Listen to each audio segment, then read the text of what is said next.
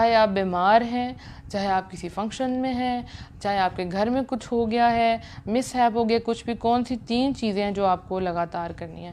Number 1, अपने अस्कार कभी miss नहीं करने, कभी नहीं छोड़ने। ये आपके ईमान के लेवल को उस लेवल तक गिरने नहीं देगा, ये मेंटेन रखेगा। 0 पे आपका मीटर कभी भी नहीं आएगा। नंबर 2, आपकी नमाज। कुछ भी हो जाए, नमाज के बगैर आप सोचें कि मैं ज़िंदा ही नहीं रह सकती। जैसे ज़िंदा रहने के लिए हवा पानी की ज़रूरत होती है, ये नमाज वही काम करेगी। तो आपने कहना कुछ भी हो जाए मुझे अपनी नमाज नहीं छोड़नी।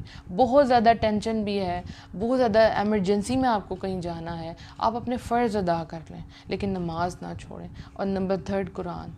चाहे कुरान की एक आयत पढ़ें विद ट्रांसलेशन, लेकिन डेली का मामूल बना लें कि आपने ये ज़रूर करना है, ज़रूर, क्योंकि जो आपकी ज़िंदगी में पेश आ रहा होता है उसका हल कुरान में मौजूद होता है, उसके जवाब आपको कुरान से मिल रहे होते हैं। ये 3 चीज़ें हैं जो आपके इंशाल्लाह ईमानी लेवल को मेंटेन करेंगी। इनको आपने कभी नहीं छोड़ना। मैं फिर कहूँगी, हो सकता है आप ये तीनों चीज़ें कर रही हों, लेकिन आप वो ध्यान से नहीं कर रही, आपका फोकस नहीं है। तो आपने इन तीनों कामों को फोकस के साथ करना है। इसके बाद अपने तहारत का बहुत अहतमाम करना है।